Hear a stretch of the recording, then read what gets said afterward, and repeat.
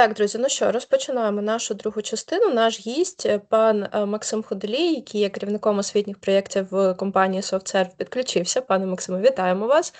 І зразу розпочинаємо нашу другу частину, щоб знову ж таки не втрачати дуже цінний час. І перша наша компанія після перерви – це в нас команда Апочкова. Команду, просимо вас. У нас має бути 3 виступаючих.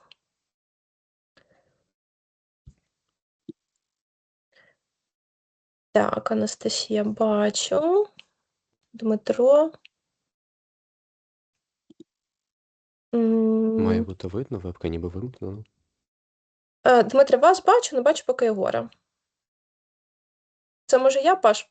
Ти бачиш нашого третього? Є. А камера ваша? Зараз. Мене бачить? Чутно? О, є, все, супер. Так, можете розпочинати. Так, доброго дня. Ми розпочинаємо презентацію нашого проєкту webster. У команду розробки входять я, Кричун Дмитро, як фронтенд-розробник, з Пучковою Анастасією та Єгор Ушаков у якості бекенд-розробника. Метою графічного редактора є створення візуального контенту. Проте на шляху до створення якісного зображення багато людей стикається з кількома проблемами. По-перше, існуючі професійні інструменти занадто складні. По-друге, ліцензії на спеціальні програми коштують дорого, а безкоштовні варіанти обмежені в функціоналі без підписки. І зрештою, у сучасному ритмі життя аматорам не вистачає часу на освоєння професійних програм. Аналізуючи це, ми прийшли до рішення створити веб-редактор, який дозволяє будь-якому користувачу, який не має спеціальних навичок, створити якісне зображення. Цінність нашого продукту полягає в тому, що він дає можливість створити професійний контент тут і зараз без витрат і без дизайнерських навичок. До нефункціональних вимог нашого проєкту ми ставили безпеку, зручність для використання завдяки зрозумілому інтерфейсу та кросбраузерності, а також швидкість роботи для отримання уваги та можливість обробити велику кількість запитів у випадку великого навантаження користувачами. На use case діаграмі зображено розподіл прав користувачів. Гості мають лише змогу створити обліковий запис або увійти до нього. Після отримання токена користувач отримує змогу взаємодіяти з даними свого аккаунту, створювати або видаляти проєкти, а також весь спектр взаємодії з проєктом, до якого входять додавання фігур, малювання, взаємодія з шарами, історією, додавання тексту, завантаження зображень, накладання фільтрів, взаємодія з ними та збереження свого проєкту з можливістю зберегти його як шаблон і як файл. Наступна діаграма розгортання. Вона ілюструє фізичну архітектуру платформи та взаємодії компонентів. Клієнт працює у веб-браузері, взаємодіючи з сервером через HTTP та WebSocket для підтримки спільної роботи в редакторі. На application сервер розгорнуто фронтенд, бекенд та сервер API документації. Дані зберігаються за гібридним підходом. PostgreSQL обробляє реляційні дані користувачів, а Cassandra відповідає за швидкий запис потоку подій та версії полотна. Також бекенд інтегровано із зовнішніми сервісами Google AWS для авторизації, AWS S3 Cloud для збереження медіафайлів та SMTP сервер для імейл-сповіщень. Наступна діаграма послідовності демонструє архітектуру оновлення аватара користувача. Користувач обирає зображення, фронтенд відправляє постзапит. У разі недійсного токена система одразу повертає помилку 401. Якщо ж авторизація успішна, то файл через файл-інтерсептор та контролер передається безпосередньо до Profile Service. Сервіс перевіряє у PostgreSQL наявність попереднього фото. Якщо воно є, система видаляє старий об'єкт з AWS S3 і завантажує туди новий файл. І щойно S3 підтверджує завантаження, оновлюється ключ у базі даних, фронтенд отримує статус 200 і користувач миттєво бачить своє нове фото на екрані. Діаграма діяльності зображає процес створення нового шаблону для проєкту користувача. Процес розпочинається з перевірки зареєстрованості. Після логіну необхідно створити проєкт, якщо до цього у користувача його не було. Для збереження шаблону він має бути непорожнім, тому слід додати необхідні об'єкти. Після чого надати шаблону назву та після валідації назви користувач отримає повідомлення про успішне збереження чи сповіщення про помилку.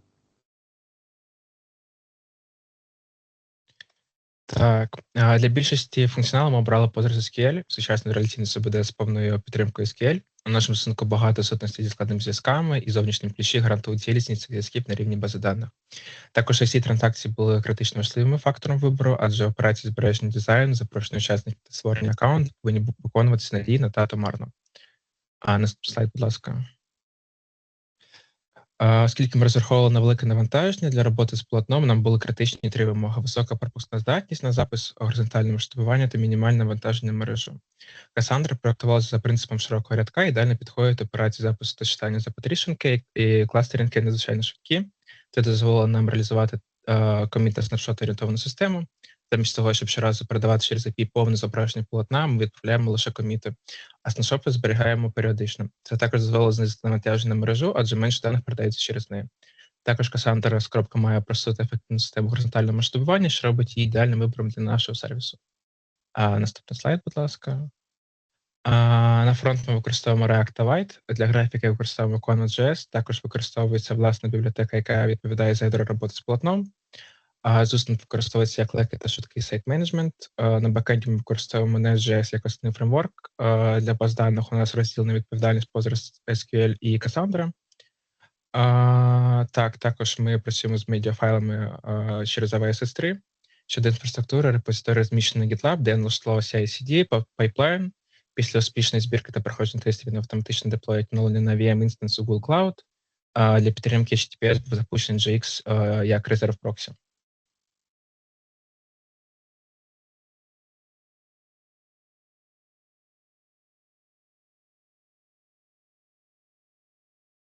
На цьому презентація завершена. Можемо перейти до лайв-сценарію. Добре, хто буде презентувати? Я. І тоді покажіть конфігурацію розгортання додатку на хостингу за допомогою Є Docker. Docker Compose YAML і розгорнута на GitLab. Добре, продемонструйте, будь ласка, логи, наприклад, того, як розгорталося це на GitLab. На жаль, не я розгортала, детальніше може Єгор розповісти. Я можу, якщо потрібно, відкрити пайплайн, там буде видно, як воно розгортається, якщо потрібно. Так, треба, бо це вказано в сценарії. Зараз буквально тоді хвилинку.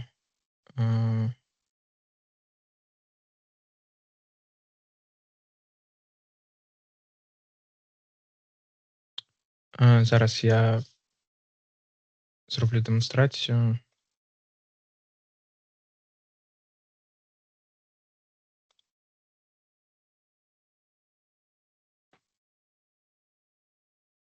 Є демонстрація чи нема? Так, бачу. Ось пайплайн. Тобто ось він розгортається, деплоїться, ось логи. Угу. Можу Так. показати там збірку, якщо потрібно, якщо ні, то Там можете все. показати білд про всяк випадок, і на цьому буде. Цього буде достатньо, так. Ось логи білду. Угу. Так, бачу. Достатньо? Так, достатньо цього, дякую. Тоді продемонструйте, що ваш додаток працює на хостингу за доменним іменем. Та скопіюйте його і, будь ласка, надішліть у чатик.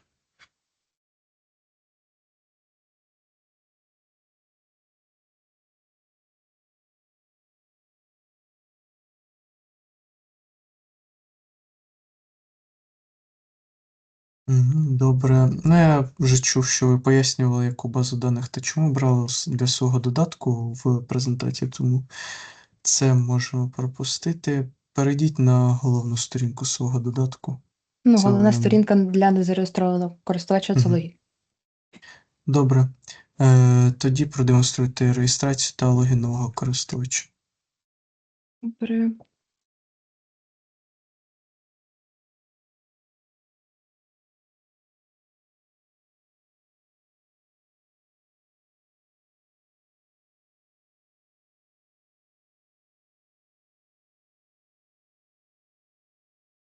Потрібно підтвердити пошту. Мгм.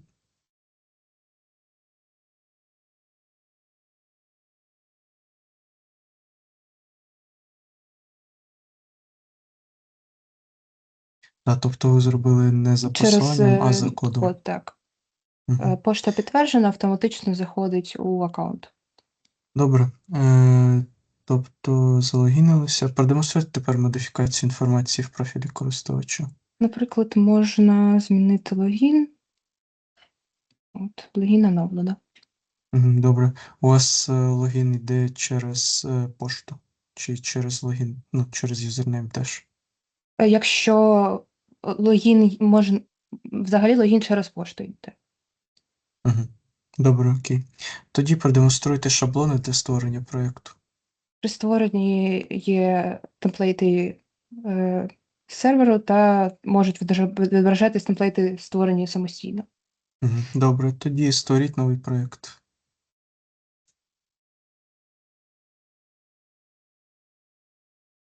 Чудово. Тоді продемонструйте додавання та роботу з текстом.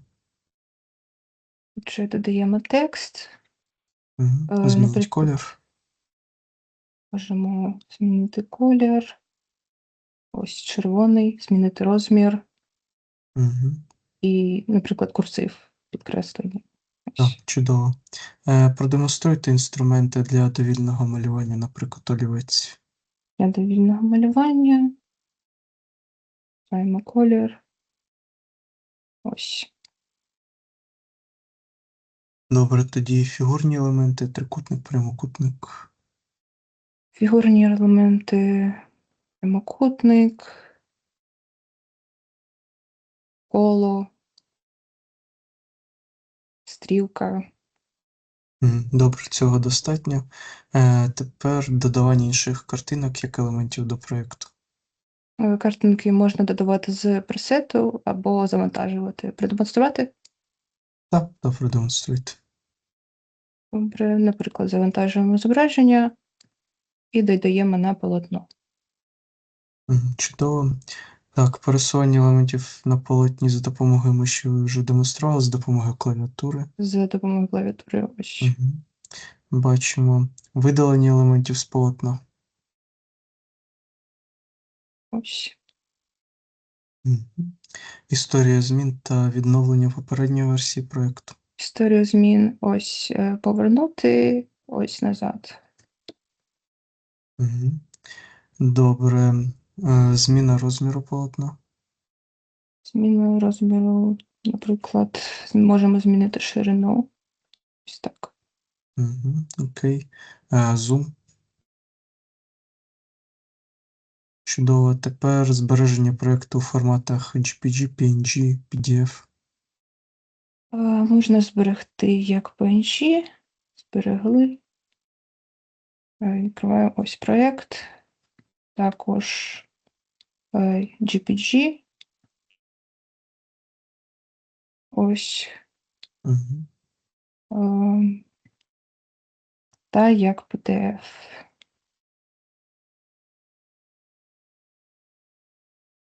Також для проєктів, в яких немає картинок, можливо зберегти як SVG файл. Зараз можу продемонструвати. Ось він SVG. Ось. Окей, дякую. Тепер продемонструйте поширення проєкту в соціальних мережах. Поширення реалізовано таким чином. Наприклад, у Telegram.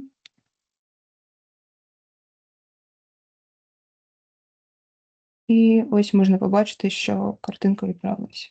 Добре, а є у вас доступ за посиланням?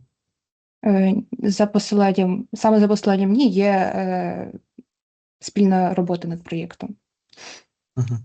Я просто хотів попросити вас, наприклад, згенерувати посилання і Ні, надіслати в саме за чат. посиланням доступ не реалізований. Добре. Тоді створення шаблону користувачем продемонструйте. Можна зберегти як шаблон, писуємо назву, зберігаємо і створюємо новий проєкт на основі цього шаблону. Ось. Чудово. У нас ще є 5 плюс хвилин, то можете продемонструвати додатковий функціонал. Добре, тоді для початку продемонструю можливість працювати над одним проєктом з декількох аккаунтів. Зараз. Наприклад, створюю новий проєкт. І можна за поштою запросити іншого користувача.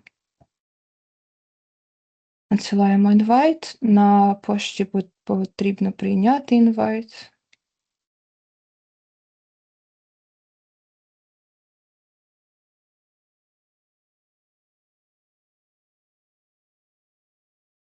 Вибачаю, щось пішло не так.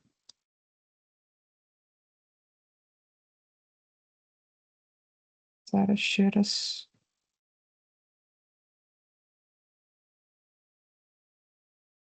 Вибачаюсь, тоді наразі не покажу цей функціонал. Тоді зараз можу продемонструвати можливість роботи з картинками. Можна окремо змінювати різні позначки яскравості, контрастності, відтінків. Окрім цього, є блюр. Також є ефекти, grayscale, full, warm. Також при роботі з текстом є також додаткові параметри. Можна змінювати шрифт.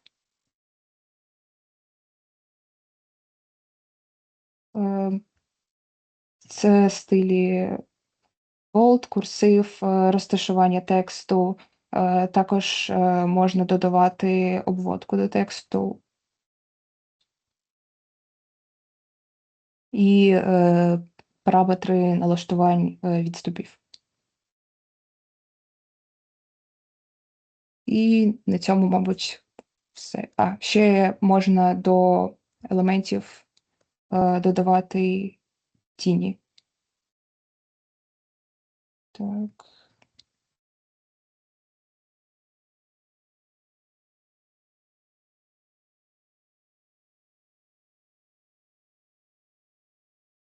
Так, ось. І це було все. Так, добре, дякую. Чи є якісь питання до презентуючих?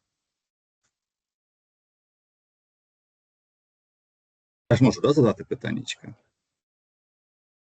Так, звичайно. Добре. У мене, може, перші питання будуть загальні, уточнюючі, щоб я розумів умови, в яких знаходились студенти. Скільки часу було дано, щоб зробити цю аплікуху? Місяць, 2, тиждень? Скільки часу робився цей додаток? Друзі, 6 тижнів, якщо я не помиляюсь, так? Да? У вас 49 було? 1,5 днів. місяці.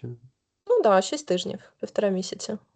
Ага. І у вас є, я розумію, у вас було 3, 2 бекенщики і 1 фронтенщик, якщо я правильно все Ні, навпаки, зафіксував. 2 фронтендери та 1 навпаки. бекендер. О, тепер у мене все зійшло, да. Бо дуже часто якраз фронтенду треба і більше. Добре, дивіться, тоді таке цікаве перше питання до команди. На вашу думку, чому інвайт не спрацював, який ви нам хотіли показати? Напевно, Треба копати. Напевно, скоріш за все, він точно працює. Я тільки що запустив, мене спрацювало. Але, напевно, просто на фронті погано, по-перше, ошибки. Я ще також камеру включив. На фронті погано ошибки оброблюються. А по-друге, напевно, те, що аккаунт не на той був надісланий емейл, скоріш за все, але воно працює, тільки що перевіряв. Можливо, була проблема через те, що до цього тестували з цими ж аккаунтами, і, можливо, якось воно там залишилось, через що неможливо було надіслати повторно. Повторно він надіслався, але прийняти не вийшло, можливо, через якусь колізію. А надсилати можна тільки на зареєстрованих користувачів? Так, працювати разом можна тільки з зареєстрованими в додатку користувачами. Ага, потім, щось такого, що пропозиція, дивіться, вас запросили попрацювати разом, але аккаунту нема, тому прошу зареєструватись і приєднатись, ви таке не робили. Ні, ми Ні. настільки сильно не продумували. Добренько. Дивіться, ще на початку презентації ви показали, що у вас є такий, ну, як на мене, непоганий для студентів список нефункційних вимог. Ви їх перевіряли? Так. Це була якась мануальна частина, чи у вас є якась, може, автоматизована частина? Використовувалось тули, як Gmeter, такі програми, щоб тестувати відповідь під час навантаження, або через ті ж DevTools можна протестувати швидкість, з якою завантажується додаток. Добре. Це було б цікаво подивитись. Ну, якщо так, ну, я розумію, що у вас може бути, як були якісь вимоги до презентації, бо знову ж було ще питання, я побачив купу діаграм UML. Це, так я розумію, це якраз вимоги від університету. Так. Щоб в презентації було. Так. Все, Це тоді вони. тут все правильно, це все добре. Добренько.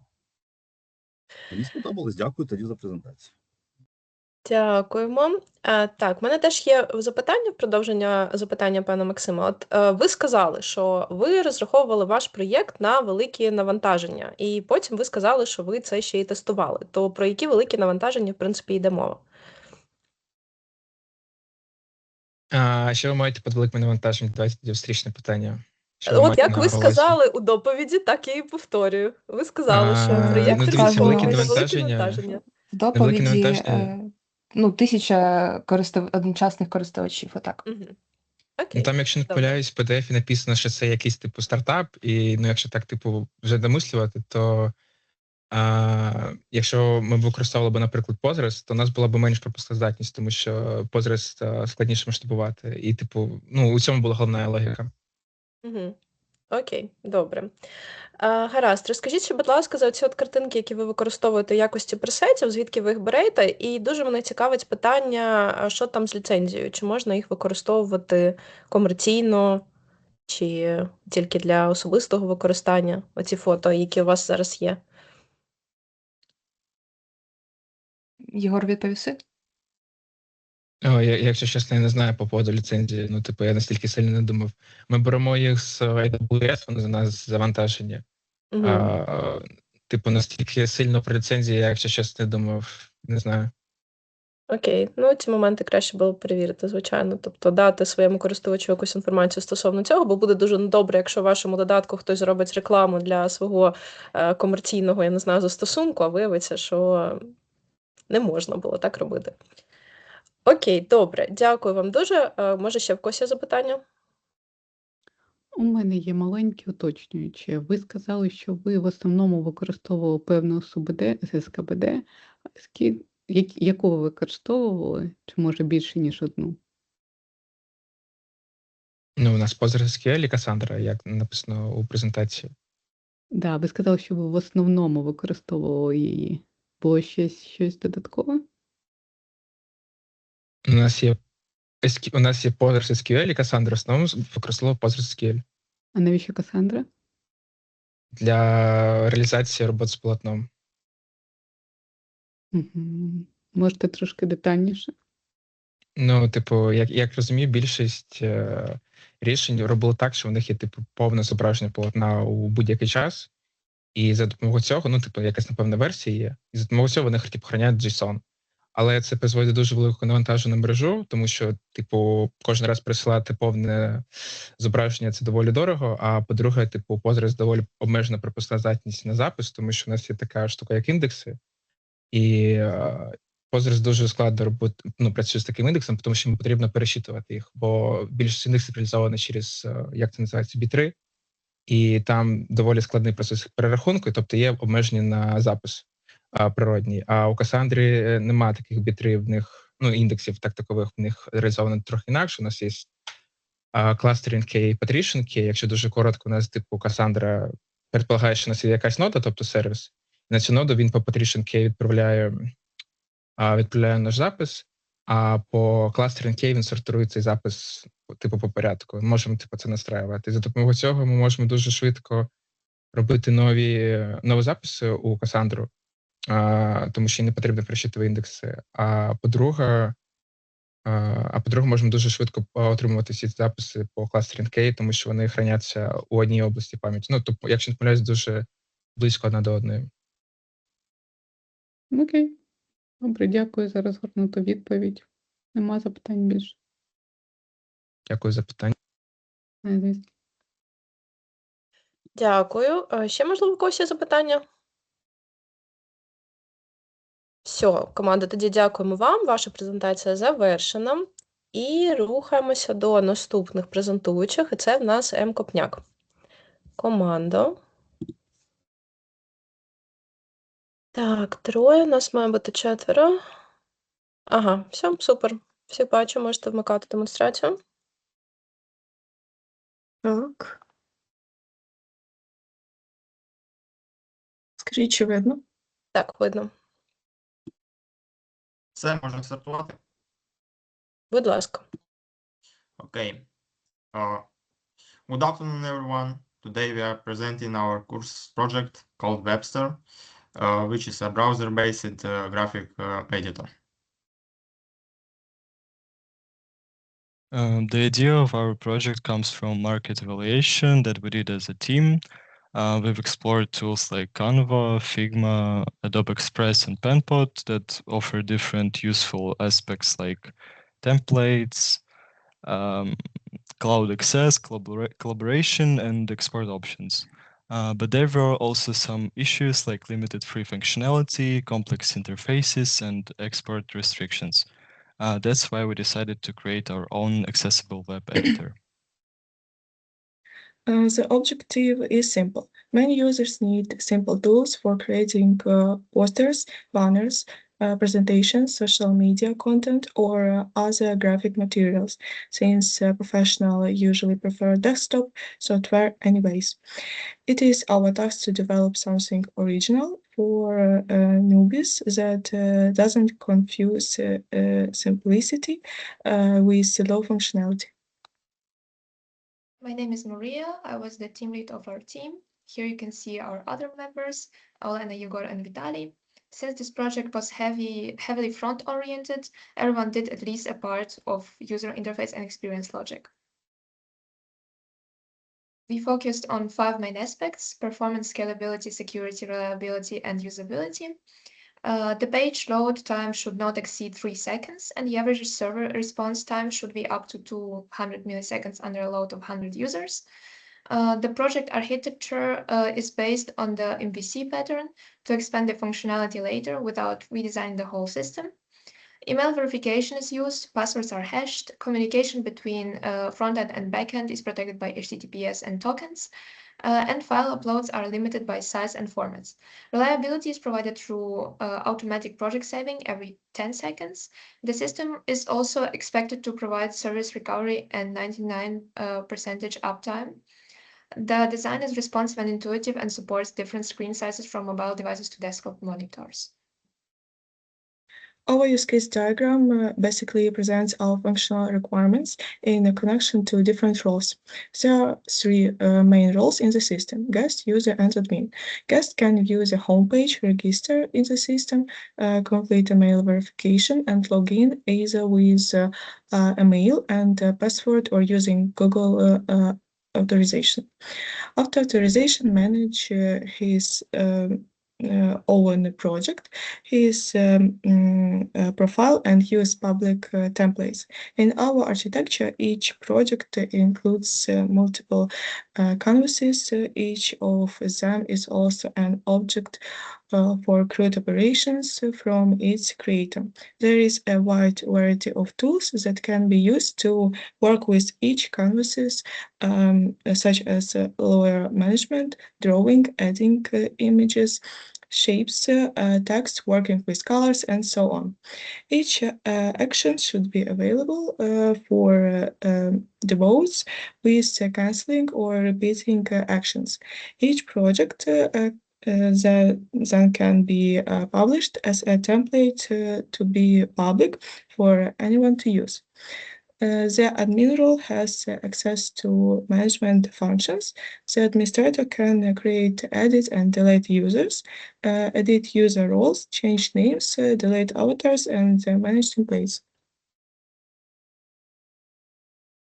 The system is divided into several logical components. The front-end part is responsible for the user interface, where users mostly interact with projects and graphic objects.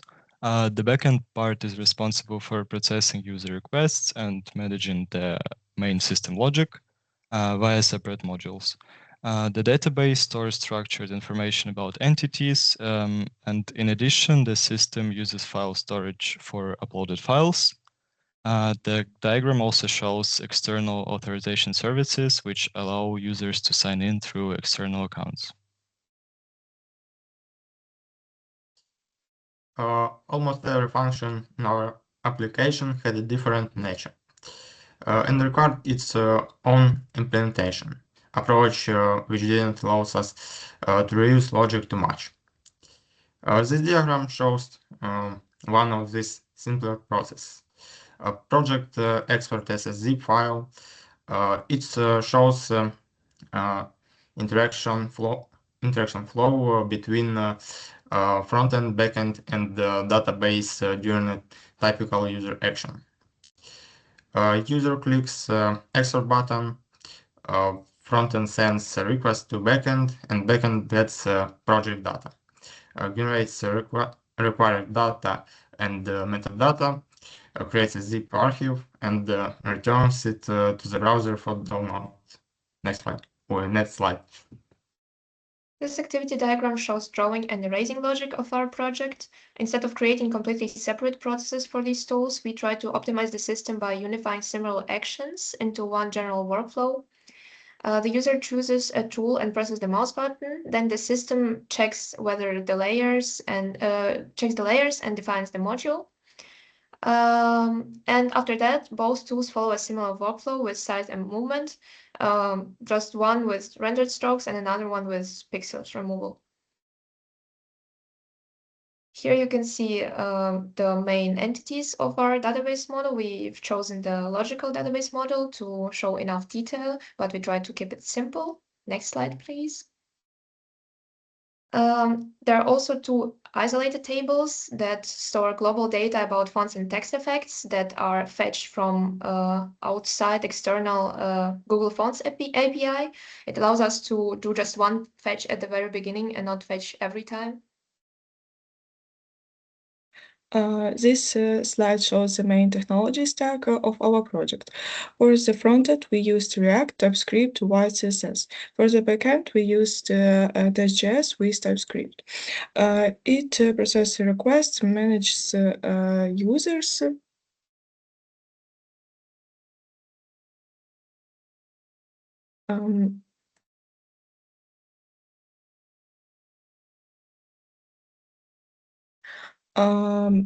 It processes requests, manages users, project canvases, assets, authorization, and export or import functions. For data storage, we choose PostgreSQL. We also used Docker to run the front-end, backend, and database in one environment, and Swagger for API documentation and testing. Yeah, I will present the live presentation. Can you see my screen? Yes, of course. So here is the startup, the build log, where you can see how it's built from the Docker file. Our application uses PostgreSQL as its database because we thought that we don't need anything too dynamic, and most of our data has a clear relational structure, such as users, projects, and so on. Okay, and can you just copy paste the link and send it to the chat? Yes, but so I also we can all test it. Yes. But in general, we've chosen this database because it provides functionality for JSON storage and a lot of data reliability via ACID transactions. So you can see our main page. Okay, yeah, so you are on your homepage, yeah? Yes. Okay, so demonstrate the registration and login process for a new user.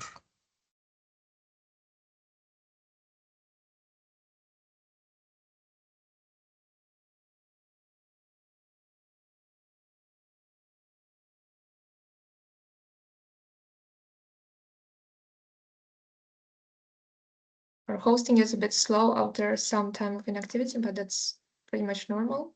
Mhm. Then after we successfully verified our Yeah, can you show Gmail us account, the verified mail because I haven't seen it. here. Okay. Good. Okay, and I see that you logged in into user's account, so demonstrate the editing information in the user profile. Yes. We can, for example, upload our avatar and also change our name, for example. I think that's enough. Okay, demonstrate the templates for creating a project. We can create projects from pre-made templates or public templates from other users, or we also have presets for normal project creations, which set the size. We can also set the custom size ourselves. Okay, so you created a new project, yes? Yes. Okay, so demonstrate adding and working with the text, like color, size, changing. Okay, we can add some text. Then here we have a field where we can edit it, change color with this, for example. What else? Size. We can do it like this or like this, or input it ourselves. And we also have other settings, like, for example, like glow. We can set it up here and then set the blur. Okay. Yeah, that's enough. Show us tools for freehand drawing, like pencil. Can you repeat the question? Show us a tool for a freehand drawing. Yes. So we have few types of it. For example, the soft brush. It also has stabilization. We can make it smoother. Yeah, okay, that's enough. So shaped elements like rectangle, triangle. Yes. We can add, for example, rectangle and triangle. We can resize them, set the color to a different one. Yes. And also copy them. Okay. Add other image as element to the project. We can choose from two options, either the stock images that are provided by Webster or upload from device. We can also resize it however we want. Okay. Show us moving elements on the canvas using mouse and keyboard. Yeah, Of we can course, we move saw like it. this or with a mouse. Cool. Delete the elements from the canvas. Yes, like this. Okay. Show us how you can change or restore previous version of the We project. can do it with Ctrl-Z or Ctrl-Y, or we can also use these buttons or look through the history and debounce few changes at once. Also Okay. go back. Can you show us how to resize the canvas? Yes, we have canvas settings here. We can make it smaller, like this. Okay. And we already saw that you zoom into the canvas and out. Yes. Okay. So save the project in various formats like JPG, PNG, PDF. Okay, for example, PNG. We can see that it opens like this. Then and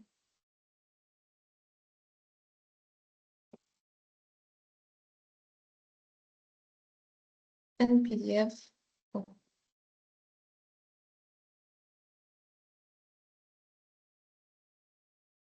like this. And we have also an additional feature of saving project or, for example, artwork as JSON, and then we can look through the data and import it again if you want.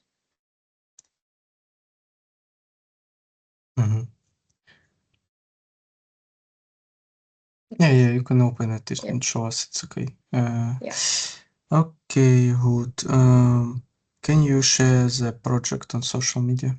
Yes, you have few options here. You can also copy the image or download it here. For example, if we use Telegram,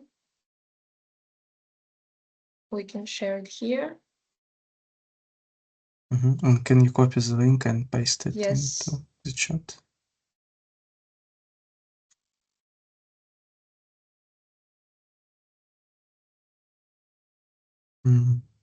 So I need to register to see.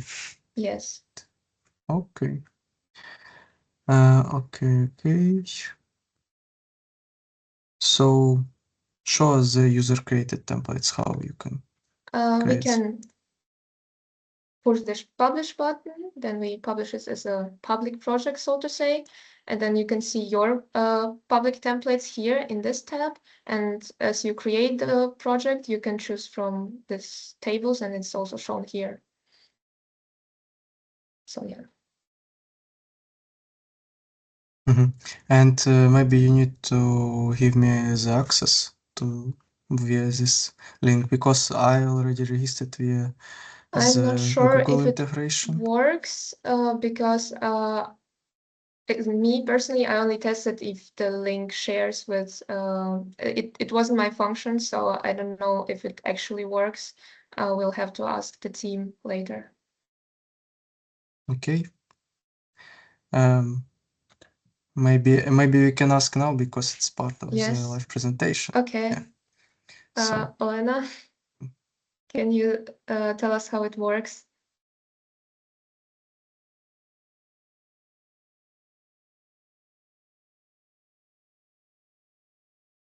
Олена?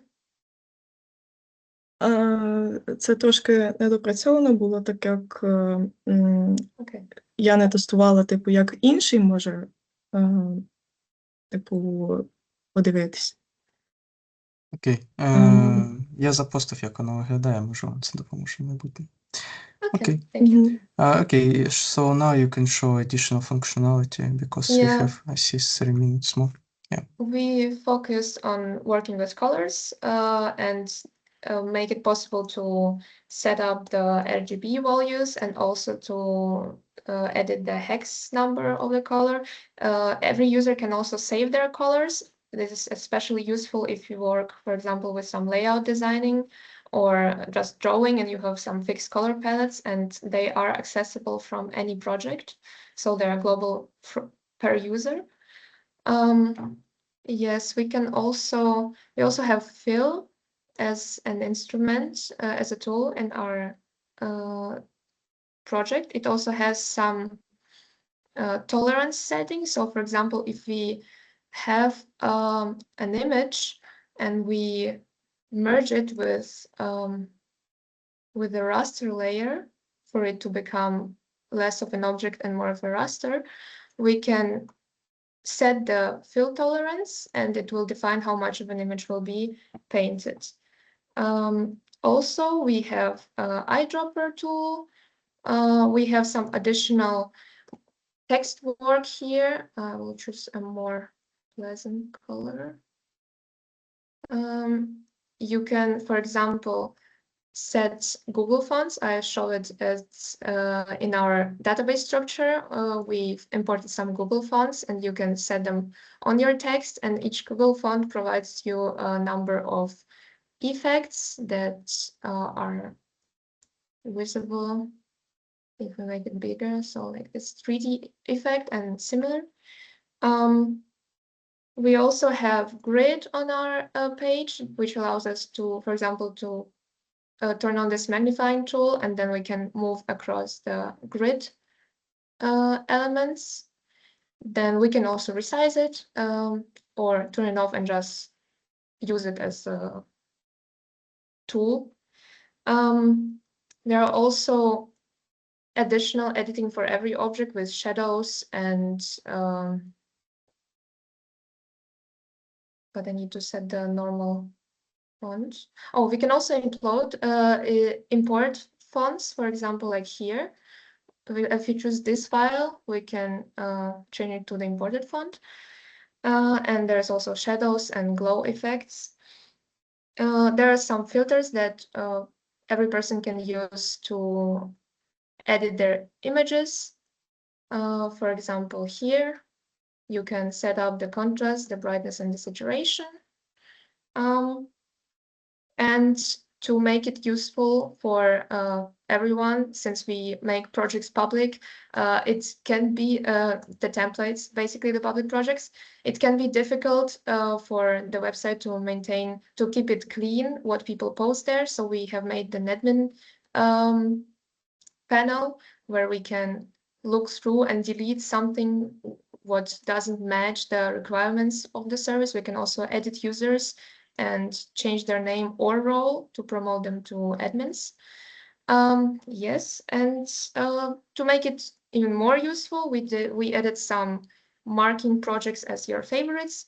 That way they become first in your list. You can also filter them by name. Yeah, okay. Thank you Yes. for your live presentation, and we can move to the Q&A because we already used all the time. Okay. Yeah. So, do we have any questions to the presenters? Yes, thank you so much for your presentation. Great project, a lot of functionality. So I have a question about, like in your presentation, the slide with the objective, as I believe, you said that your goal is to develop lightweight web-based graphic editor. So how you verified or how you checked that this one is really lightweighted? What do you mean by this? Well, of course, we tested how it works, how much time it needs to respond to some requests. We did it via DevTools and also via some scripts that simulated this amount of users we need concurrently to put pressure on the system. We've also put a great focus in our architecture to make it optimized. For example, when you work with your scene, it's as the last team has said, it's a large amount of data you need to send over to the backend in your JSON file. So how we did it, there are two modes how you do it. Either you update the file with a specific layer, and since the layer is set there with a specific tag, you can just insert a part of it and update it on backend. Or we update the whole file, but that's a rare case. Okay, so this means that this application is lightweight. Yes, but I think it's a really broad term and it can come in many ways. I think one can also say that it's almost automatically lightweight if it runs in your browser because you don't have to set up anything or have too much of resources that are required by this software. Okay, thank you so much. Open please your presentation and use cases diagram. Can you do it, Elena? Yes. Yes.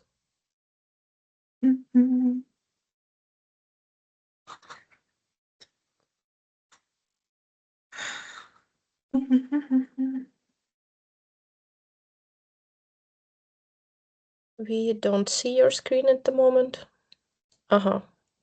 Yeah. And use case diagram.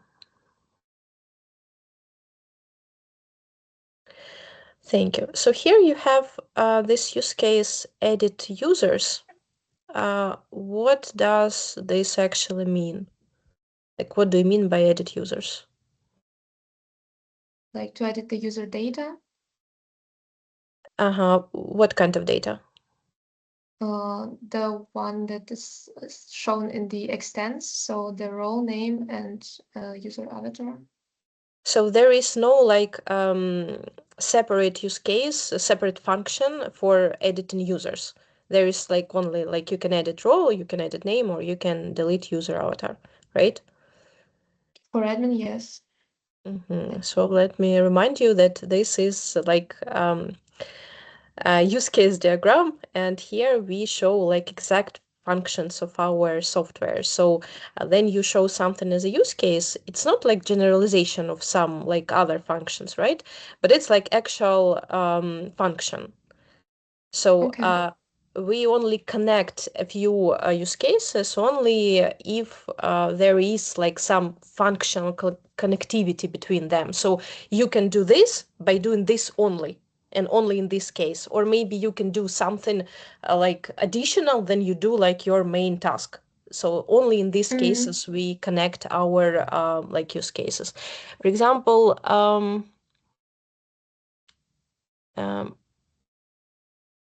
no, unfortunately, I don't see this. For example, yeah, here is registration and email verification. This one is correct. So we can do like this, like two functions separately. So in this case, this is correct. But then we are talking about add text and edit text size. We like can edit text size not only in the moment then we add text, right? We can do it like after the adding it in like in 10 steps. But in the case After of this. editing users, is it not like that we only can edit users once we open this editing form? Only in this case, at least in our Once again, it's not about like the sequence of your actions. It's about functional connections between them. So once again, I will remind you my favorite like example. Then you buy tickets in Укрзалізниця. I probably will write it in chat. It's my favorite, and I always like talking about it. So maybe it will help. Okay, thank you so much. Your time finished, and we proceed to the next team. Yeah, thank you so much for your presentation. Так, і наступна команда – це в нас М-Кардаш. Команда. Так, добрий день. Видно, чути? Добрий день. Так, вас, Микола, видно. Ростислава бачу. Ага, Захар, Микита, всі на місцях. Супер. Можете розпочинати. Зараз. Ваш все, таймер є. Так, ну, маємо честь презентувати вам сьогодні наш чудовий фінальний проєкт під назвою Графієр. Назва у нас частково походить натхненням з найкращої гри 2025 року Clear Obscure Експедиція 33, оскільки там тематика Франція, мистецтво і щось типу такого, то було доречно якось теж піти в ту сторону. От в ОСТ, в саундтреку, там є пісня під назвою «Люм'єр», тому ми вирішили поєднати це все якось разом. І оці всі вайби французів, графіки цього всього, і зліпили це все в один графієр. Відображає тематику проєкту досить непогано. І думаю, почнемо з команди нашої. І кожен учасник команди у нас працював з усіма частинами проєкту, але в когось були якісь специфічні більш напрямки. Я Микола, я пан Кардаш. Лідер команди, працював в основному на бекенді, також DevOps, CI/CD, це теж моїх рук діло. Далі у нас пан Бригінець. Добрий день, мене звати Ростислав. У проєкті я відповідав за реалізацію Canvas рушія на базі Fabric.js, розробляв інструменти для малювання та редагування об'єктів, а також реалізовував окремі компоненти інтерфейсу редактора. Так, добрий день, я Микита. У Graphier я спроектував архітектуру фронтенду та клієнтську аутентифікацію. Також відповідав за інтерфейс, UX і подальшу оптимізацію. Так, добрий день, мене звати Захар. У межах проєкту я відповідав за тестування, частину фронтенд розробки та допомогу з реалізацією збереження даних. Наступний слайд, будь ласка. Так, на цьому слайді представлено мету та основні задачі проєкту Graphier. Мета роботи полягає у підвищенні ефективності та доступності створення графічних матеріалів за допомогою браузерного редактора. Користувач може працювати з візуальним контентом без встановлення окремих програм, що зменшує поріг входу та прискорює початок роботи. Очікуваний результат проекту це скорочення часу створення графічного матеріалу, зручний інтерфейс, базовий набір інструментів редагування та можливість швидкої роботи з дизайнами. Наступний слайд. Так, і керуючись цілями з попереднього слайду, Graphier прагне заповнити тобто прогалину, яку не закриває навіть наявні браузерні редактори, тобто Figma орієнтована на професіональних дизайнерів, Canva на якісь маркетингові шаблони, і Graphier займає тобто проміжну нішу. Це тобто цілеспрямований безкоштовний редактор для простих візуальних матеріалів, де в тебе є повний набір функцій, доступний одразу з першого сеансу. Наступний слайд. Так. На цьому слайді наведено нефункціональні вимоги до Graphier, тобто вони визначають не конкретні функції редактора, а якість його роботи, тобто продуктивність, надійність, безпеку, сумісність, зручність використання та доступність інтерфейсу. Для графічного редактора важлива плавна робота полотна, тому система має підтримувати стабільну взаємодію з об'єктами, швидкий відгук інтерфейсу та нормальну роботу навіть при наявності багатьох елементів. Надійність забезпечується автоматичним зберіганням проєкту та повторними спробами синхронізації при проблемах із сервером.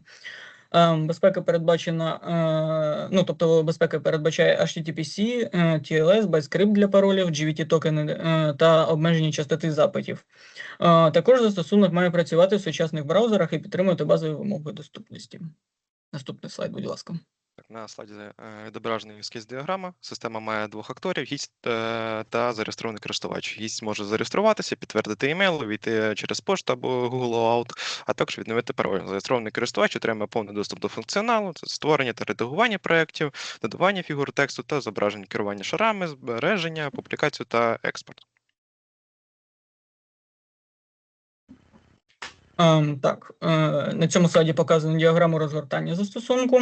Вона демонструє, як система поділена на окремі частини та як ці частини взаємодіють між собою. Браузер користувача, тобто є браузер користувача, клієнтський контейнер, серверний контейнер, база даних, контейнер міграції і зовнішній сервіс. Користувач працює з застосунком через браузер, клієнтська частина отримує статичні файли React застосунку і надсилає REST-запити до серверної частини. Сервер реалізований на Nest.js, відповідає за бізнес-логіку, автентифікацію, роботу з користувачами та доступ до даних. PostgreSQL використовується для зберігання інформації, Drizzle Migrations для керованого оновлення структури бази, а Google для входу через обліковий аккаунт. На цьому слайді зображена діаграма послідовності для операцій збереження чекпоінт дизайну. Користувач натискає Save Checkpoint, Canvas реалізує стану JSON і відправляє пост-запит на design ID checkpoint з barrier GVT токеном. Система перевіряє токен через GVT OutGuard, а потім виконує кілька перевірок. Чи існує дизайн, чи є користувач його власником і чи не є він шаблоном. Якщо всі перевірки пройдені, система перевіряє кількість збережених версій. При досягненні ліміту 50 записів найстаріший чекпоінт автоматично видаляється. Після цього новий запис додається до Design History. Дизайн оновлюється в базі даних, і користувач бачить сповіщення Saved. Так, тут ми маємо діаграму діяльності, вона відображає процес флоу автозбереження, як він імплементований на фронтенді. Він працює таким чином, що у нас є таймер на 2 секунди, і кожного разу, коли юзер робить якісь зміни, вагомі зміни, які можна зберегти, які наш движок помічає і собі там записує десь, то цей таймер запускається, і коли він досягає 0, то всі зміни у нас одразу висилаються на сервер. Також можна зберігати за допомогою шортката Ctrl+S. Можна до бази даних переходити, думаю. База даних не особо цікава. У нас є таблиця юзерів, декілька таблиць з токенами для верифікації емейлу, для сесій, для ресету пароля теж. Всі дизайни, тобто всі наші проекти, вони зберігаються в таблиці Designs. У нас немає поділу на 2 таблиці окремі, тобто Projects і Templates. тому що, по суті, вони структурно однакові. І для того, щоб їх відрізнити, у нас просто існує поле type. Воно може бути або project, або template. Таким чином ми відрізняємо шаблони від проєктів. Історія, всі наші чекпоінти, снапшоти, вони зберігаються в таблиці Design History. І на цьому в цілому все. Так, ну і на цьому слайді представлено технологічний стек нашого проєкту. Для фронтенду використано React 19, White та TypeScript. React відповідає за компонентну структуру інтерфейсу, White забезпечує швидку збірку та запуск проєкту. TypeScript він підвищує надійність коду завдяки статичній типізації. Основою графічного редактора є Fabric.js, який дозволяє створювати, редагувати, переміщувати та серіалізувати об'єкти на полотні. Ну, на цьому все. Так, все, можна переходити до лайв-презентації. Перші DevOps контейнери і логи покажу я, воно в мене, а остальну презентацію буде показувати пан Бригінець. Так, видно? Так, бачимо конфіги зараз. Це наш CD workflow до GitHub, деплоїться на Vercel і на рендер. База даних на Неоні, але деплоїти не треба, тому що всі міграції самі автоматично виконуються, коли деплоїться сервер. Можете показати логи саме? Розгортання, як це відбувається на сервері? Так, логи. Ось тут у нас на рендері.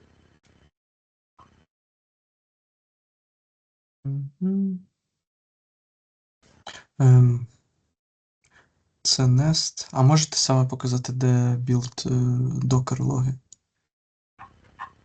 Ну, це вони і є, начебто. Начебто? Ну так, то вони є. Це вони є. А можете прокрутити? Білдиться міграції, запускається.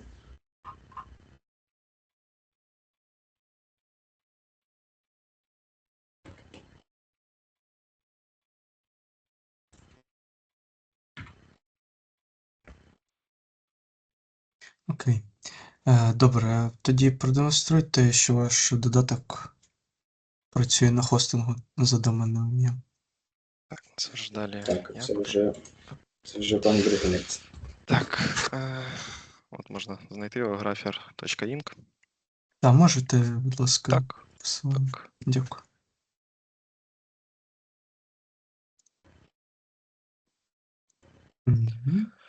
Добре. Так, зареєструємо юзера. Давайте спочатку поясніть, яку базу даних та чому брали для свого додатку ще. Ми вибрали Postgres, тому що це в цілому найкраще з двох світів. Нам не треба non-relational, тому що в нас не так багато даних, які були без відносин, так би мовити. Але Postgres одночасно має змогу зберігати дані в JSON форматі, тому нам якраз це ідеально підходить. Окрім того, стандарт індустрії. Цього достатньо, дякую. Добре, це ви на головній сторінці, по суті, так? Добре, тоді це ви на формі реєстрації, тоді зареєструйте користувача.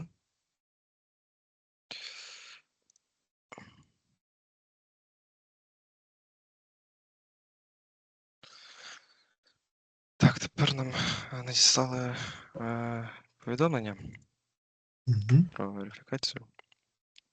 Підтвердимо пароль. Все підтвердили, тепер входжу в систему. Чудово. Добре, тепер продемонструйте модифікацію інформації профілю користувача. Можна змінити ім'я. От, змінилося навіть після перезагрузки. Бачимо. Тоді продемонструйте шаблони створення проєкту. Шаблони можна різних форм створити. Тоді і продемонструйте створення нового проєкту. Окей. Роботу з текстом покажіть нам. Колір, розмір. Розмір, колір. Ну і там І можна ще щось. бордер додати. Чудово. Інструмент для довільного малювання. От, олівець. Чудово. Фігурні елементи, трикутник, прямокутник. Різні фігури.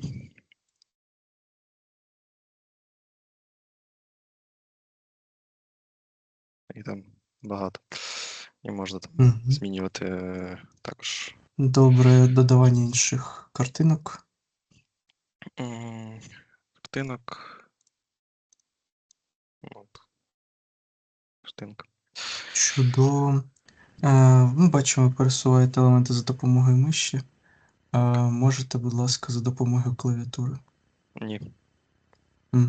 Добре, зрозуміло. Видалення елементів з полотна. З допомогою клавіатури Backspace виділяю і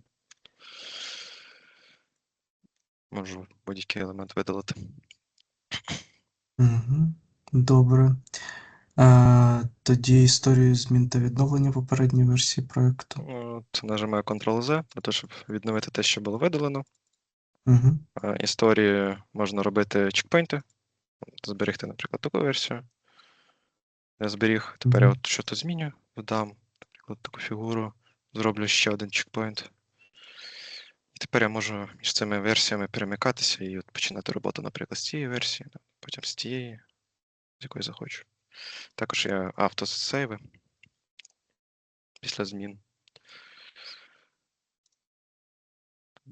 Окей, добре. Зміну розміру полотна можете продемонструвати? Так, можу. Чудово. Зум ми бачили, вже продемонстрували. Збережіть проєкт у різних форматах JPG, PNG, PDF. PDF. Ось PDF відкрився. PNG. PNG картинка. Ну і у нас є ще інші там JPEG формати. Отаке от. Ну, наш формат Graphier і SVG, якщо потрібно там демонструвати. Так, продемонструйте, будь ласка. От SVG формат. Чудово. Продемонструйте поширення проєкту в соціальних мережах. Share link, і от можу відправити в Telegram. Наприклад, нашу до друзів, хай поглянуть, що намалював. Можете запостити цю лінку в чатик Так. зустрічі.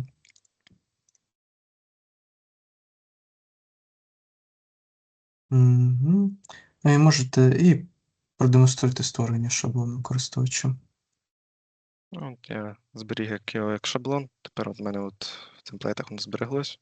Відкриваю і можу починати роботу з цього шаблону. Також є поширені шаблони, тобто можуть інші люди створювати темплейти, і вони от шаряться між іншими людьми. От хтось створив шаблон фрейму, я тепер можу взяти його і тут малювати.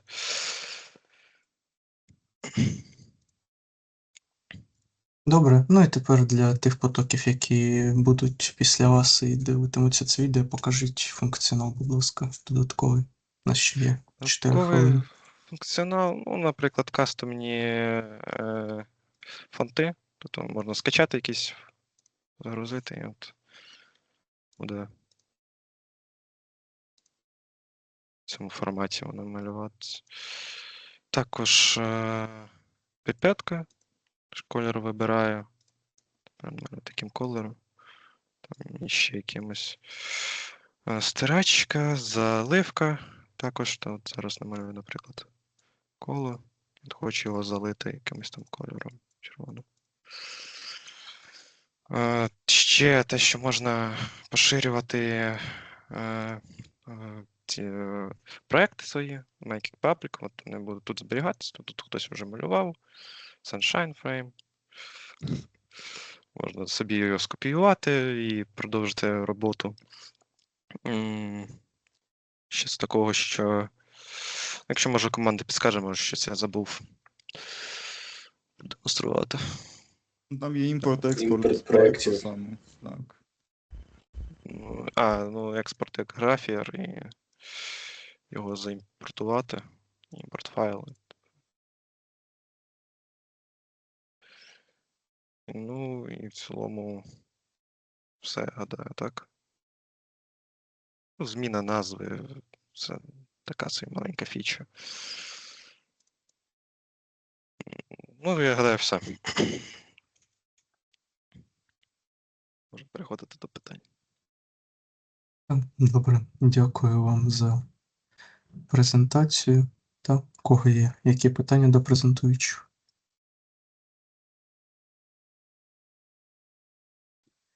Так, дякую вам за презентацію. Розкажіть, будь ласка, от у вас є окрема табличка для того, щоб зберігати історію, ну, власне, я так розумію, що все, що відбувається в рамках проєкту в базі даних.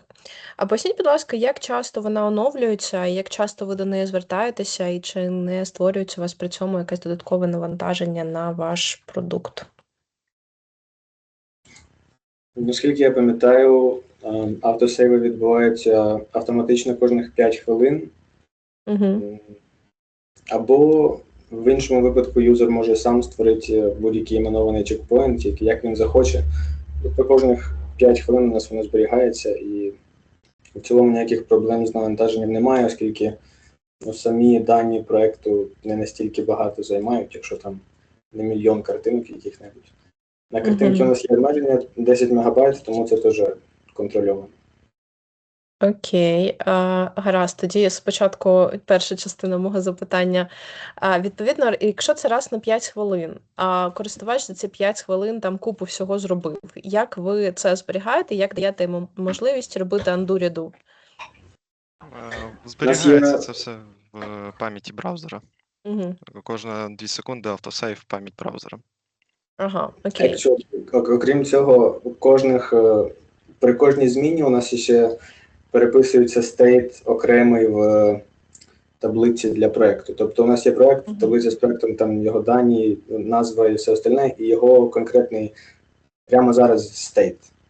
Він кожного разу переписується, тобто сам стан змінюється, але немає в базі даних конкретно, якщо хочеш робити undo і це все, то це треба робити вже іменований чекпоінт в базу даних. Тобто сам стейт він зберігається, а чекпоінти іменовані, щоб undo-redo, воно вже в окрему таблицю кожних 5 хвилин, і юзер сам може. Так, я можу ще додати, що там збереження саме не кожні 2, а там є дебаунс на 2 секунди. Тобто, поки ти умовно малюєш, або поки ти не закінчиш якусь свою роботу, воно не засейвиться. Як тільки ти перестав, нічого не робиш 2 секунди, воно сейвить, щоб тобто, не робити багато сейвів кожні 2 секунди, навіть якщо ти нічого не робиш. Супер, добре, дякую. І друга частина питання, те, про що ви сказали, що є обмеження на картинки 10 МБ, а якщо користувач намагається завантажити більше, що буде відбуватися? Він отримає попередження на 9.5 МБ, що, типу, скоро ліміт, вже не можеш загружати. Якщо він буде намагатися загрузити, він просто буде отримати плашку, що виходить, вже 10 МБ є, і що або видали щось, або зроби, тобто, картинку менше. Угу. А як ви цю вагу, в принципі, розраховуєте? Це як визначається розмір кожного з намальованих елементів? Ну, там, умовно, я не знаю, оцей олівцем щось намалювали. Наскільки я пам'ятаю, у нас обмеження конкретно на самі картинки, які додаються на проєкт. Тобто сам проєкт не обмежений, можна скільки хочеш малювати, а конкретно аплодити картинки, саме там, як показували в прикладі, та рамочка чи щось таке, то на це вже є ліміт 10 МБ. В Pro і Max, можливо, ми консидер в майбутньому збільшити. Так, там просто які, тобто вбудовані тулзи, вони не займають багато місця. У мене був великий проєкт для тесту, він важив всього 40 кілобайт після експорту, тому там взагалі мало-мало. Супер, добре, зрозуміло. Дякую, у мене немає запитань, може в когось ще є? У мене є питання от із... Рося, будь ласка. Давай. Так, ви сказали 40 кілобайт після експорту, великий проєкт. А що в цьому проєкті, в принципі, було? В принципі, там картинок не було. Я просто тестив всі тулзи, щоб знайти, може, якийсь типу UX баг, умовно. Там просто було намальовано, тобто, пенсілом, 2 залівки, текст і, не знаю, десь 10 шейпів різних. Тому, тобто, такий чисто хаотичний. А там просто немає вбудованих таких, щоб складних. Там картинки, типу, найважчі для проєкту. Окей, добре. То дякую за відповідь. Так, давайте я тепер запитаю. Дякую за презентацію. Хотіла спитати, як тестували? На практиці тестували кожного разу після апдейту, після пушу, після релізу нової версії йшли, відкривали застосунок і тестили все підряд, все, що можна було, знайти якийсь баг. Також у нас налаштовані в GitHub боти деякі, один бот, який оновлює dependency, і він теж, якщо там щось застаріле, щось не так працює, то він може оновлювати сам автоматично. Так, і там ще є lint-чек, формат-чек, тобто білди, це все. Також ми тестували вбудовані, наприклад, Lighthouse. В Lighthouse у нас 99% перформансу, тобто все, що можна було, то і юзали. Супер. Комусь показували, окрім команди? Так, у нас було 3, так мовити, external тестер, і з них ми відтримували, тобто, фідбек основний. Ага, тобто acceptance було. І що кажуть? Найперший фідбек був, що в нас був баг з леєрсом, що їх не можна було мовити, тобто вони як створюються, так і пірамідкою було. Це перший баг, який пофіксили. Супер. Там, в принципі, у мене навіть лісти є, тому, типу, як tickets, просто списки. Тому це все було, цей флоу був у нас. Більш user-friendly інтерфейс також робили. Деякі кнопки прибрали, деякі зменшили. Так, деякі зменшили, перенесли, тому підлаштовувалися під користувачів. Супер. Все для користувачів. Дякую, нема запитань.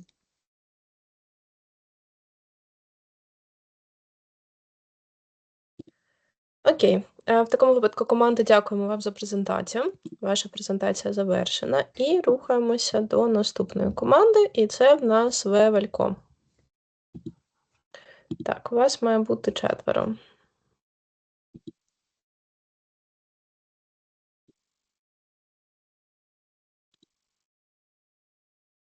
Так, Володимир бачу. Денис, Олександр. Угу. Так, і останній. Я бачу 3, має бути 4. Де? Марії не вистачає. Бачимо. Є? Добрий день. Так, є Все, 4. супер. О, є, супер. Все, дякую, розпочинайте.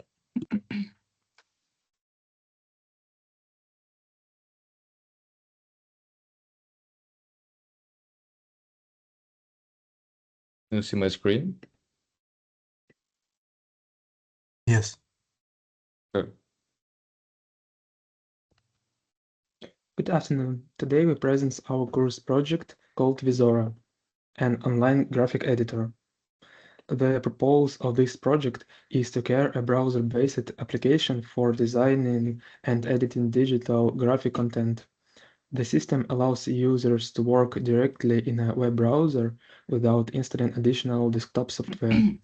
Our project combines accessibility, simplicity, and extensional editing functionality for everyday graphic tasks.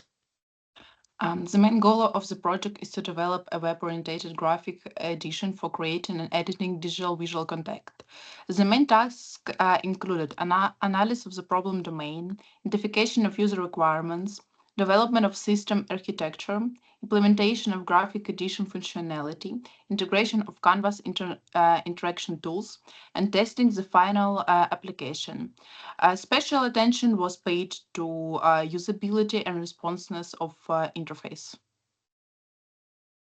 So our team, the slide presents our development team. The project was created by 4 team members: Emil Chekhova, Deep Numerenko, Bivalko, and Obi Dotyuk. Each participant contributed to different parts to the project, including front end, back end, so back end logic, email modeling, database design, testing, and presentation preparation. The project domain includes browser-based graphic edition applications. Such systems are commonly used for creation of banners, posters, illustrations, and social media content.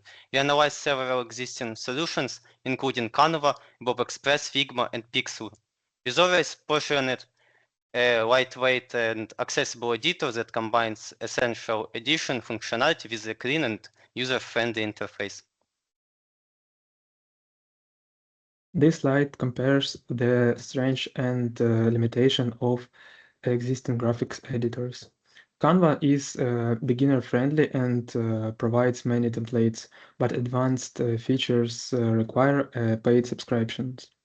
Adobe Express includes powerful multimedia tools, but its interface may be difficult for inexperienced users. Figma is excellent for collaborative UI and vector design, but it may be exercise for simple graphic editing tasks.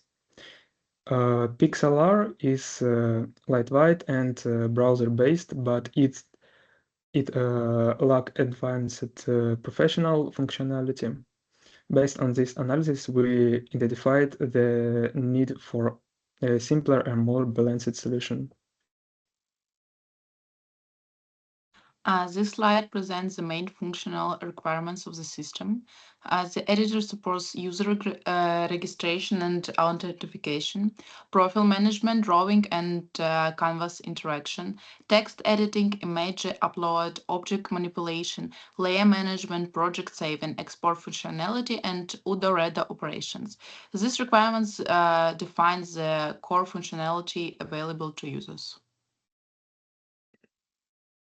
So this is just main non-function requirements. This slide describes the quality characteristic of the application. The system must provide high performance, security authentication, intuitive usability, then browser compatibility, responsive on different devices, reliability during edition session, scalability for future improvements, and maintainable modular architecture. These requirements ensure stable and convenient operation of the system. This use case diagram demonstrates user interaction with the system. A guest user can register, login, verify email, and view public project. Authorized user can create and edit design, upload images, add text and shapes, manage layers, save and export projects, and use undo and redo actions. The diagram reflects the complete interaction between users and the application. This slide compares, this deployment diagram illustrates the physical architecture of the system. The client integrates with the application through a web browser. The frontend is deployed using Nginx, while the backend operates on Node.js with Nest.js. The backend communicates with PostgreSQL for sorting users, project, and templates. External integrations include Google OAuth for authentication and Bravo API for email services. Uploaded files are sorted separately in the uploads volume. This diagram represents the logical database model. The database contains 3 main entities: user, design, and template. A user can create, manipulate, design, and templates. The design entity stores project title, thumbnail, canvas date in JSON-B format, dimension, visible status, and user identifier. Postager SQL was selected because it supports both of relational data and JSON-B structure efficiently. So this is just a component diagram. It demonstrates the internal structure of the application. The front end includes SPA router, pages editor module, authentication store, and API client. The backend contains authentication module, users module, design module, then template module, upload service, and email service. Communication between front end and back end is performed through REST API. This activity diagram describes the process of saving graphic design. The process starts when the user presses the save button or when autosave is activated. The system checks whether unsaved changes exist. Then the canvas state is serialized and a preview thumbnail is generated. After that, the data is sent to the server. If all requests are successful, the project is saved successfully and the user receives the confirmation. If an error occurs, the unsaved changes state is preserved.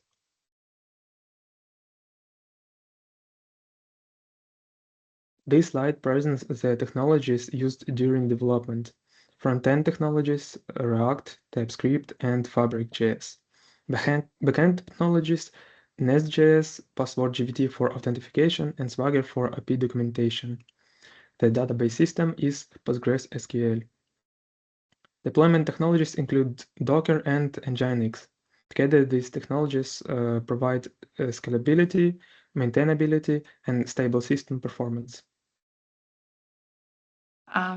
Thank you for your attention. To summarize, our team developed a browser-based graphic editor with modern web technologies and client-server architecture. The application supports graphic edition, project management, authentication, cloud-based storage. Thank you for your attention. We are ready to answer your questions and demonstrate application.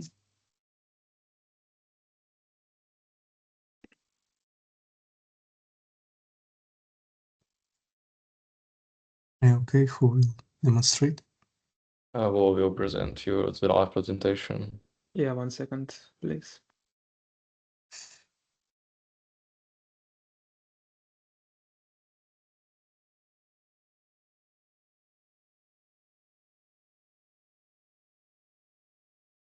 Do you see the screen? Yeah. Okay. Okay, show us the configuration for deploying the application. Build logs here. Mm-hmm. And Docker file and Docker compose UML here. Mm-hmm. Okay, can you show us the files once more? Log files on the visual. Log files. Log, yeah. Can you like zoom out, please? Page like this or... And to the okay, it's oh yeah, it's okay. Thank you. Yeah, you can now zoom in here. Okay, so demonstrate that your application is running hosting platform under domain name. Mm-hmm. The domain name of the main page. Okay, cool. Can you copy paste the link to the chat? Yeah.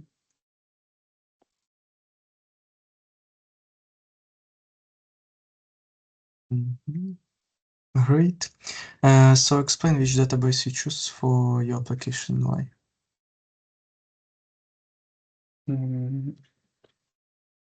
Database, it's Denise. In short, like 10-15 seconds. Yeah.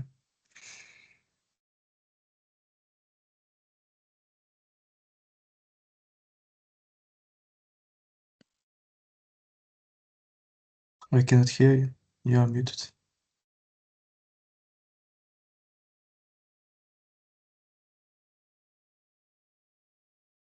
Okay, we can back to this question. We use PostgreSQL, but that's was the part of Denise part, so I don't know. Okay, we will return. Yeah, sure, I can answer. Yeah, sure, can I answer? Explain which database you choose for your application, why, please. So we choose PostgreSQL because it supports both relation data and JSONB structures. This is just useful for storing graphic projects data, and it's really both scalable and integrates well with Nest.js and TypeORM. Okay, thank you.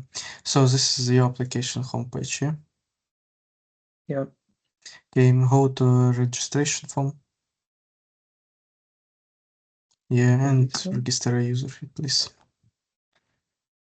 234.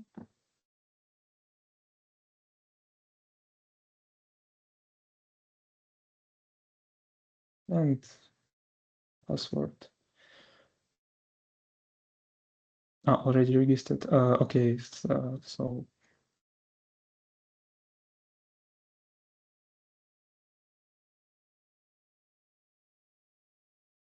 to the mail here. Yeah, new.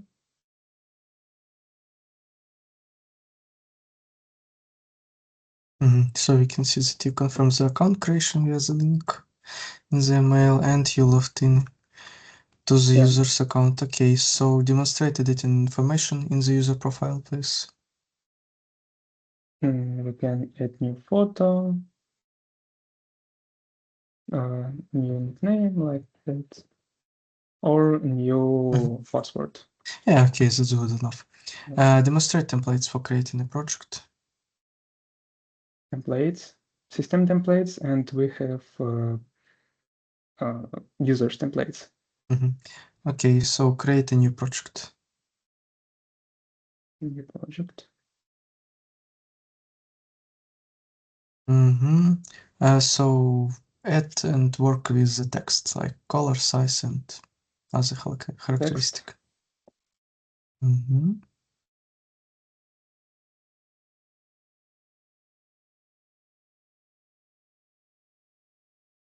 Next one, color, red,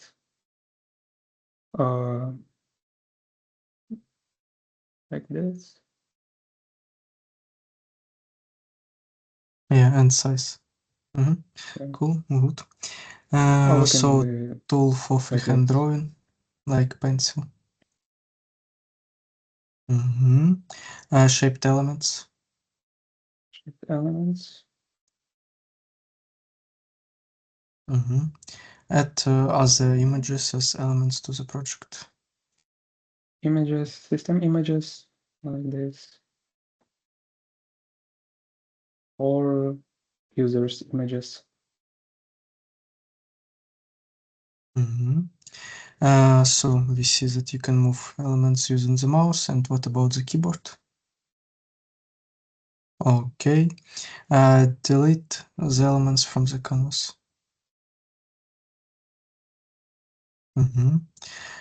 Change history and restore previous version of the project.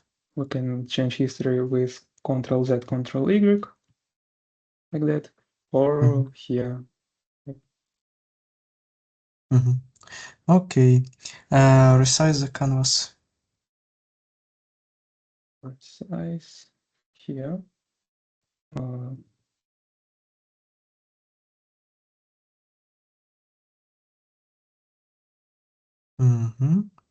Okay, zoom in, zoom out.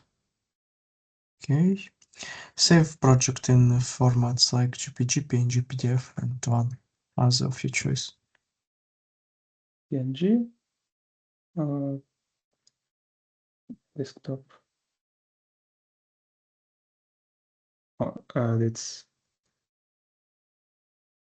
It's presentation. PNG.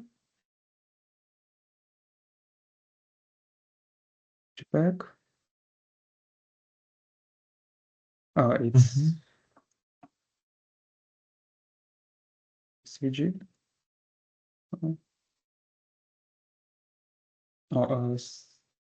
Smaller, but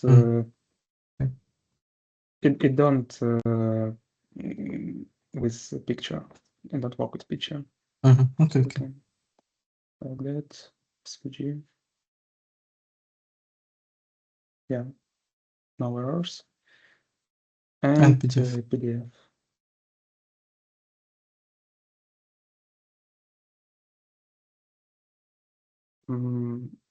Down here it's here, PDF. And share the project on social media. Share, public, and we can share it in Telegram. And like in saved. Can you And, copy paste yeah. into the chat? Yeah. On that link we can see it and scale. Okay. Good, and can you create the template? From this, yeah. With this button or this, yeah.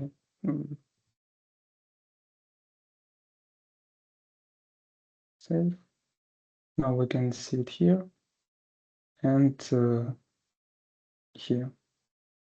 My template and user's template. Okay, good. And we have like 2 minutes, so you can show us the additional functionality. Additional functionality is users template.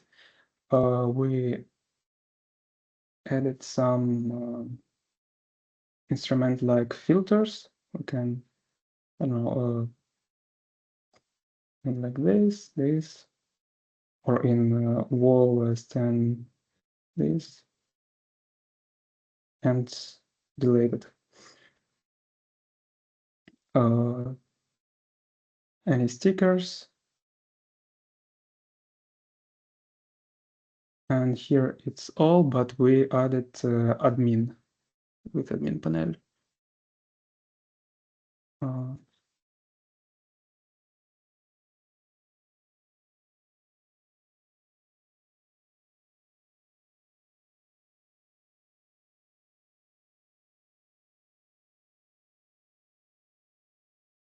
Yeah, here.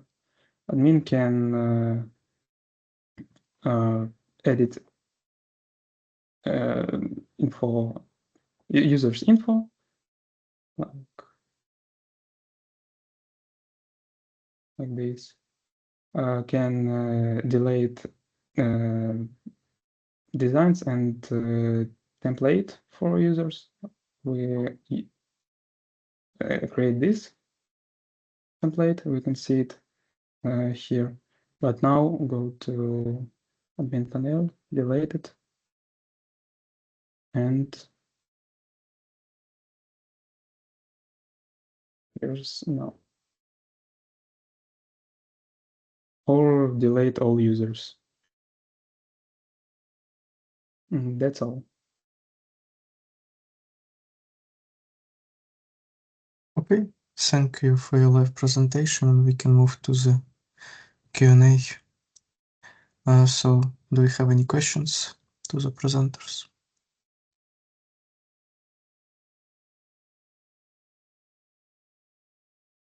I have a question. Please, could you share the presentation and show us non-functional requirements?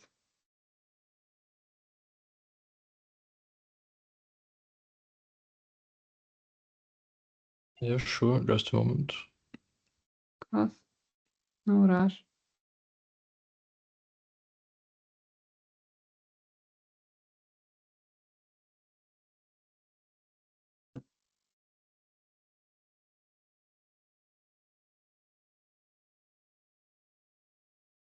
Do you mean non-functional requirements? Non-functional, please.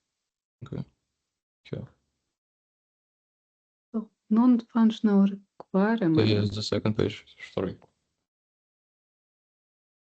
Awesome. How, firstly, they should be with numbers? Because it's not very clear what does it mean fast response. For somebody, fast response is 3 seconds. For somebody else, is 33 seconds. And same with all others. reliability, scalability, and my next question based on it, how did you measure performance?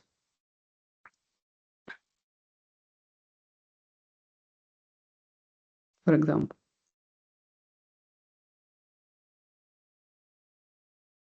By testing the response time of the application during canvas interaction, object manipulation, and project saving.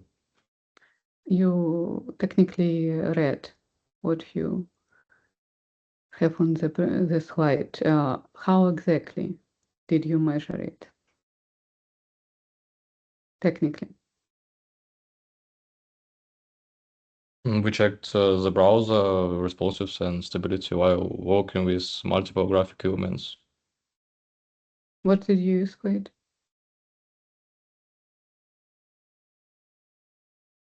Sorry, what was the question? What did you use for it? For example, Postman, or I don't know, your cell phone with a timer.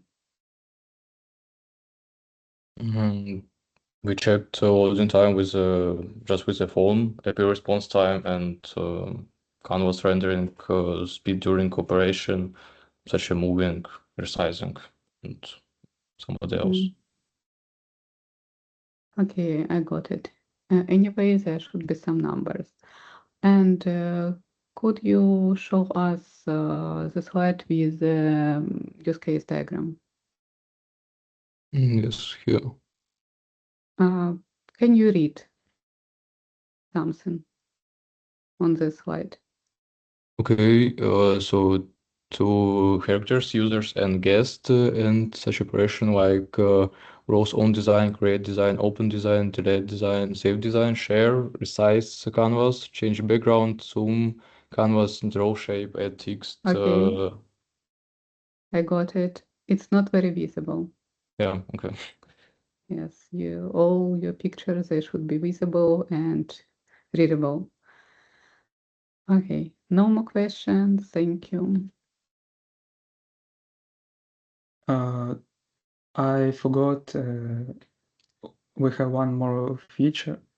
Can we share the screen and we see it? Yes, of course. Yeah, here. It's a function forgot the password. We can write it.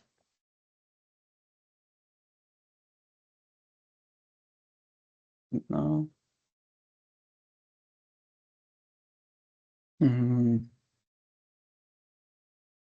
Save. And we can see the new name, so always function. Yeah, that's all.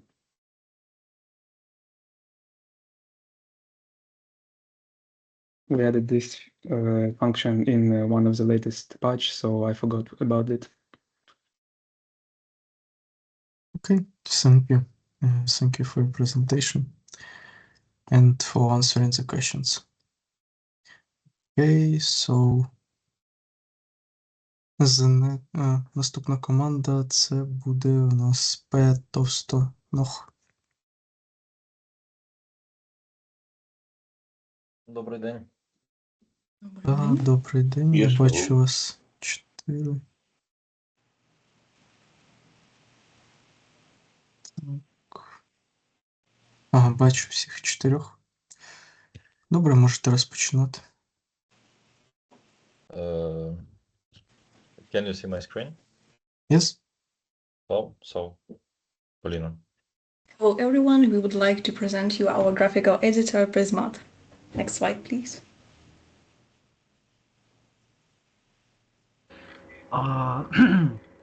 I'm sorry, excuse me. Our project is a web-based service for photo editing and brand creation. Its core idea is to simplify the design process through an intuitive and accessible interface. Unlike many existing platforms with overloaded UIs, limited free features or fragmented workflows, our solution, inspired by products like Canva, Pixlr, Figma, and others, combines essential editing and branding tools in a single free web application, allowing users to create and edit visual content efficiently and for free. This approach improves usability, accessibility, and workflow convenience for designers and regular users. So my name is Herman. I was responsible for the backend part of our project. My name is Polina Tostnalok. I was responsible for development of frontend and its design. Greetings, my name is Maxim Shkolnik and I worked on backend and on Docker integration. My name is Volodymyr Yakovlev and I worked on the Canvas engine and Canvas implementation. Moving on to the non-functional requirements, our main focus was on performance, user experience, and security. The application runs directly in any modern web browser without installing anything, and it adapts perfectly to the standard screen sizes. Speed is a circle for an editor. The interface loads very quickly, and basic editing tasks like applying features or resizing take less than a second, even for large images. The system is optimized to handle dozens of active users at the same time without slowing down, and the server stays up and running reliably. The interface is simple and intuitive, meaning users can find and use any main tool is just a few clicks. And finally, all the users' data and traffic are fully protected using a secure connection. Well, this use case diagram maps out our user interactions based on two distinct roles, unauthorized and unauthorized users. Unauthorized users are restricted to basic actions like viewing in the home page, logging in, or registering, which automatically triggers an email confirmation. Authorized users unlock the full platform ecosystem. This includes account management, sharing, or exporting projects into multiple formats, and our core features, creating logos and editing the project canvas. From this canvas, users can access and pretty much access an extensive suite of extended tools. These slides present the flowchart illustrating the core workflow of our application. It starts with the user opening the editor and creating a new project. After that, the system enters the main user interaction loop. As long as the user chooses to continue editing, they can select various tools. Based on their choice, the system dynamically rolls the workflow into specific models, adjusting image parameters, applying filters, or adding figures to the canvas. After any of these actions, the state loops back to the main decision point. When the editing process is complete, the user moves to the final stage where they can preview the result and export the final image, successfully completing the process. Going to the component diagram, we can see three main components. It's a front-end component, which is connected to backend IP via interface. Inside the backend IP, there are three sub-components, such as editor service, logger creation service, and authentication service. Editor and logger services are using such external IPs such as Unsplash, Color IP, Forms IP, Google Fonts IP, and many more. And all of them are connected, and editor service and authentication service are connected to database, and log creation service also. Next slide, please. The browser-based graphic editor uses a relational data model implemented with Typeform, ensuring structured storage and scalability. The main entity is user, which stores account information and email verification status. A user can own multiple projects and is linked to email verification and password recovery records. Each project contains a title, canvas data in JSON format, and timestamps. Projects are connected to files, versions, canvas elements, and the cover image. To support version history, the system uses project version, which stores project snapshots in JSON format, version numbers, and autosave flags and creation dates. This enables restoration of previous project states. Files are managed through file entity, which stores the file basic properties and optional dimensions. Files may belong to projects or exist independently. Graphic objects on the canvas are represented by the canvas element. Each element includes various JSON-based properties. Parent-child relationships allow hierarchical groupings of elements.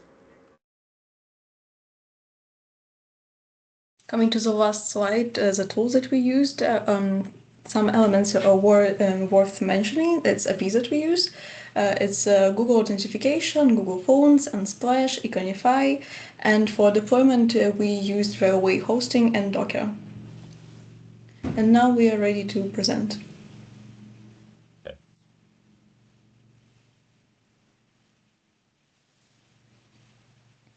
So that's our components. Do you see my screen? Yes. Yeah. Okay, I can show logs, build logs here.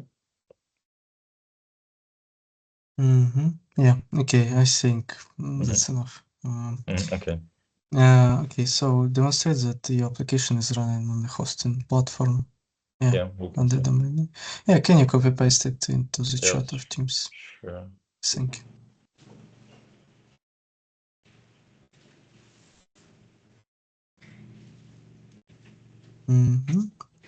And explain which database you choose for your application. In our project, we use PostgreSQL because we have a huge experience with it before, and it's a relation database, and a graphic editor requires a real structural data model.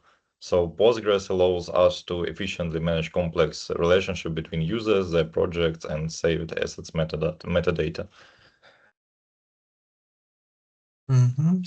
Okay. So go to your application's main page. This is one, yes? This is main page, yes. Okay. So go to registration form. Yes. And register a user, please. Okay.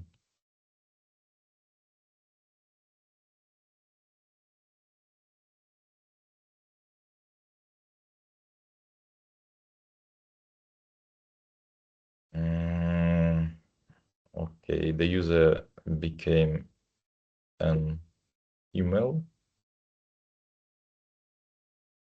Yeah. And here we have an email verification link. Click Cool. here Confirm. and yes, and here is a user main page. So you confirm the account, creation via the link in the email, and logged in to the account. Okay. And demonstrate that you can edit the information in the user profile. Sure. For example, here we can edit the username, and here we can upload an user picture. So here you can see the user data has been edited. Show us the templates for creating a project. Here you can see the many templates. And here we can see the user personal template, but there is no one. Yes, now. Okay. Create a new project, please. Yes, sure. Here it is. So add and work with text, like change color, size, and one other characteristic of your choice. Here we can add here text. For example, the size is here. We can edit the size, the text color, and font.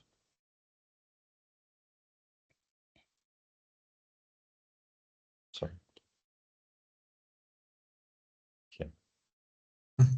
Okay. Show us the tools for freehand drawing, like pencil. Here they are. So we can draw here, change the color. Yeah, that's enough. And what about shaped elements like triangle, rectangle? Yes, here we can add rectangle, change the color, circle, star, arrow. Okay. Add as the images element to the project, please. Here is the image.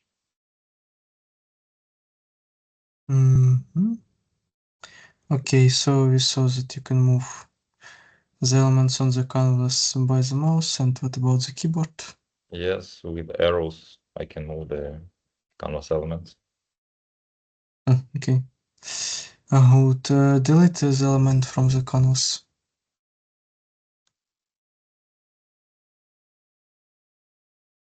So the elements are deleted. Okay. Change history and restore previous version of the project. Here you can see the change history, and I can restore, for example, deleted objects. Okay. Resize the canvas. Sure. Zoom in and zoom out of the canvas. Okay. Save the project in various formats like JPG, PNG, PDF. PNG here. Project is saved. JPEG here. Also saved. SVG. Also saved. And PDF. Yes, the project is also saved in PDF. Cool. Share the project on social media. Sure. For example, here I have a share link. And for example, I can share the project in WhatsApp. Yeah, project is shared as a PNG image. Can you copy and paste the link into the chat of the Teams? There is no link. We share our project as the image and not as a link or as a project. So. Okay, and show us how you can create a template via the user. For example, we can create here a new project, draw here something, and here we have a button save as template. Say the project save as template, and we can see this template here in my templates.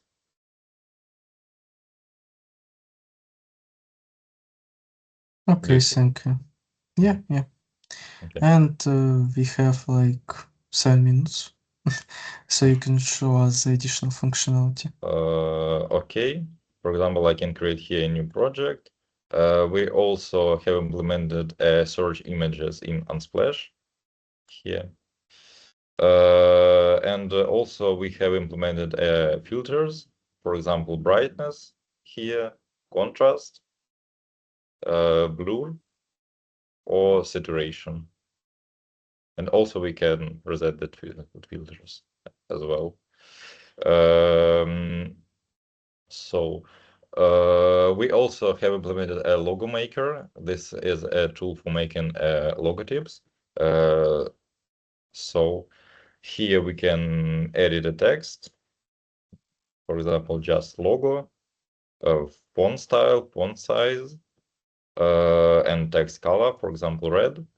Here we have a huge type of icons. For example, we can look for ball icon.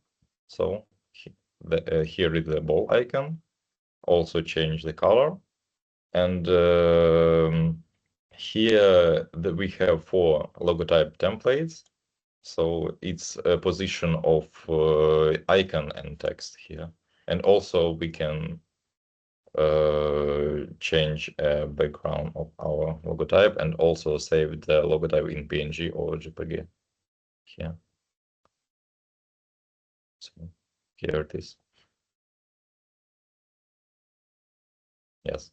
No, and also we have photo type filters here and projects for search. Example logo, and here it is. I think that all.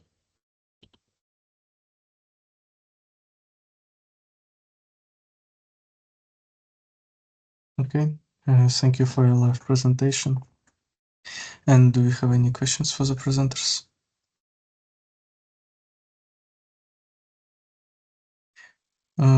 Yeah, maybe I have one. Like, can you open your component diagram? Sure. One moment, please. Okay. Do you see it? Yeah. You showed here that the front end and back end communicate through the interface, but you haven't like wrote down what the interface is, because like this like required interface, received interface, it's okay. We understand what is the meaning of this, but how, through what interface, what is the name of it?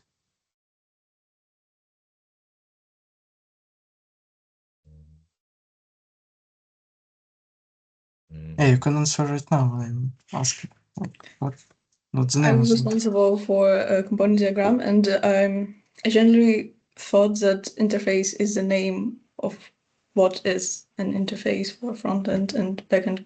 Like front end provides interface so we can see and work and communicate with back end.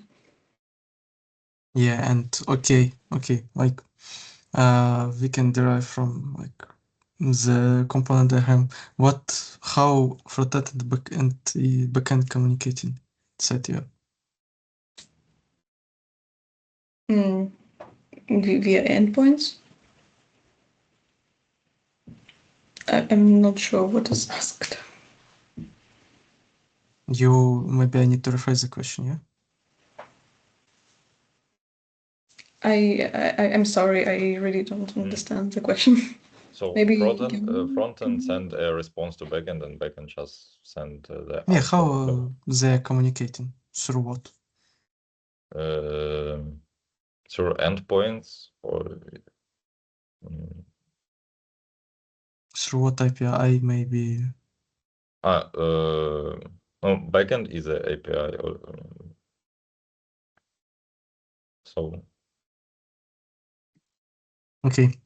Another question: how your database and backend is communicating? We deployed the database, and here you can see in just a moment.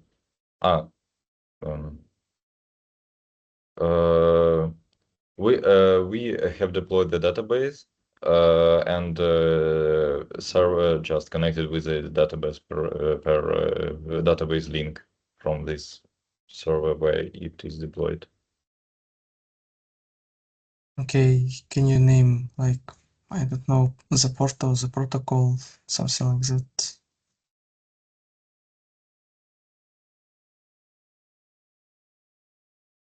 Okay, who wrote the Docker files in our team? What? I didn't hear it. I wrote the Docker files. Oh yeah, so maybe you can answer the question. Well, as far as I know, our backend is based on Node.js. Our frontend is connects through. I'm sorry, I'm kind of tired right now. Our frontend connects through the networks to backend and pulls data from user input and processes it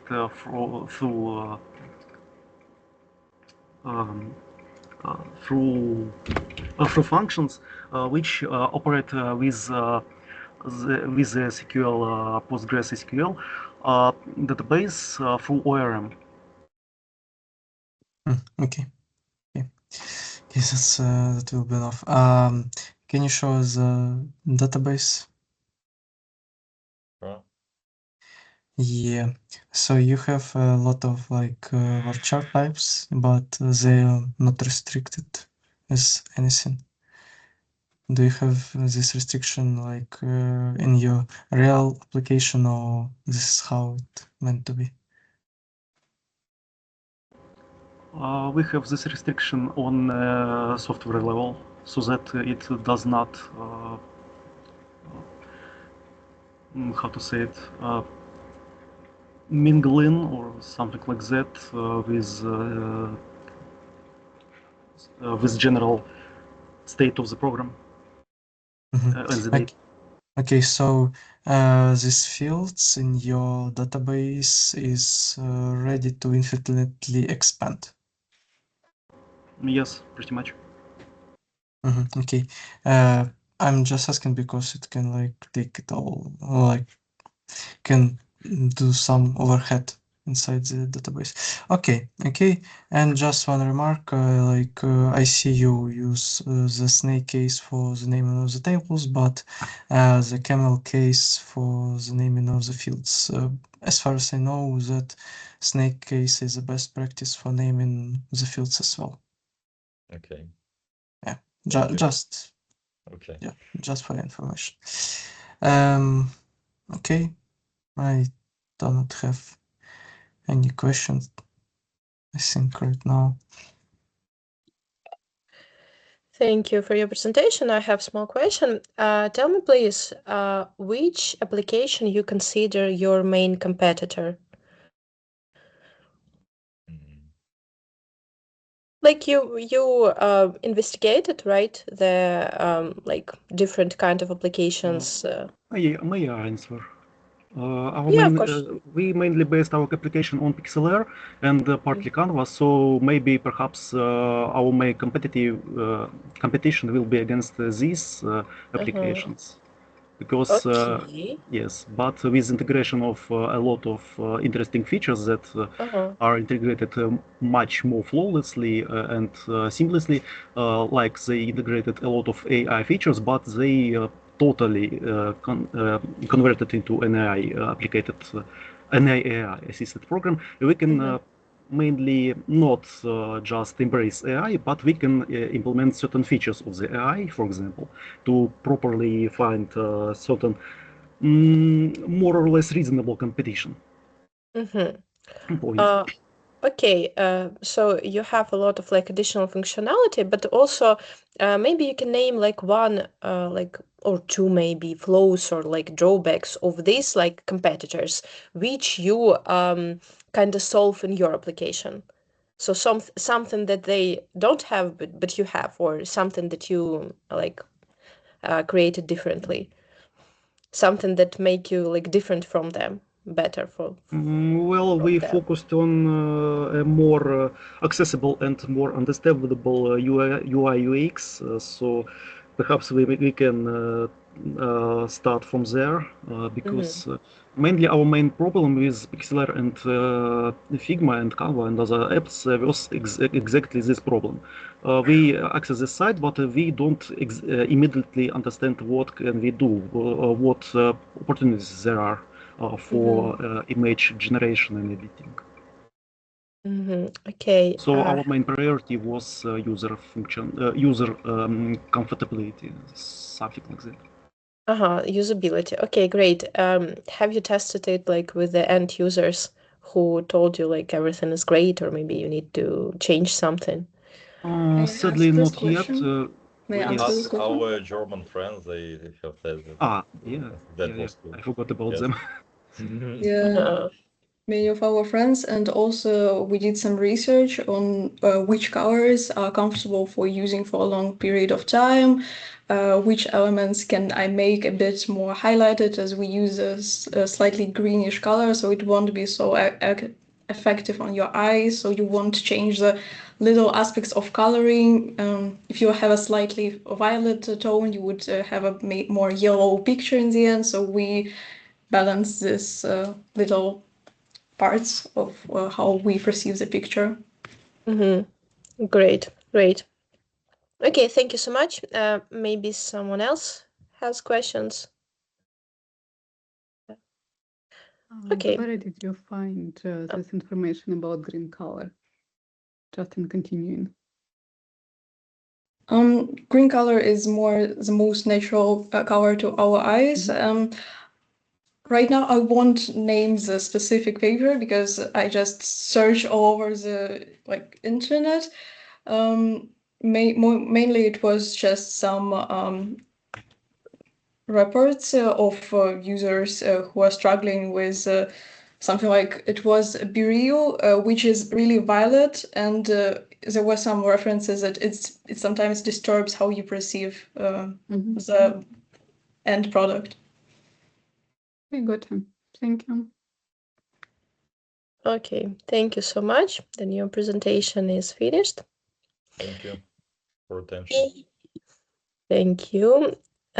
І це в нас була остання команда на сьогодні. Дякуємо вам всім за присутність, за чудові проєкти.